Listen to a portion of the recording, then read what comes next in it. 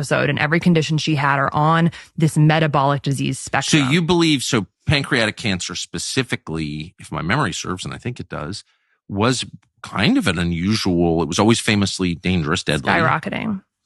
I have noticed, like, all of a sudden, people you know. What are the risk factors? Obesity, diabetes, smoking.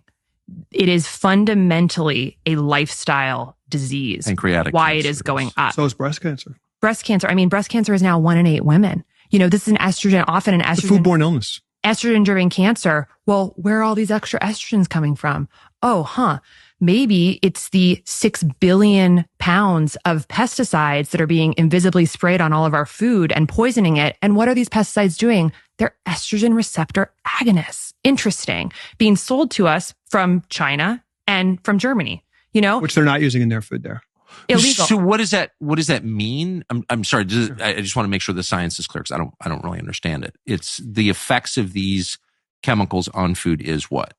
So the ostensibly these chemicals are being used 6 billion pounds globally per year because of pest control. They're also being used on our children's parks and golf courses and all over the place. They're invisible, they're tasteless, and they are directly toxic to our cellular biology. So they're pesticides. Side is the word for the act of killing. So herbicides, insecticides, fungicides.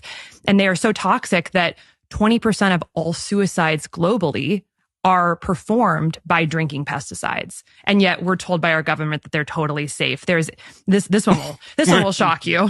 But you look at, so, you know, the largest merger ever done in Germany was Bayer Monsanto, where Bayer, which is a pharmaceutical company, merged with Monsanto, which is an agrochemical company in the United States. If you look at what Bayer makes, they make cancer drugs for things like non-Hodgkin's lymphoma.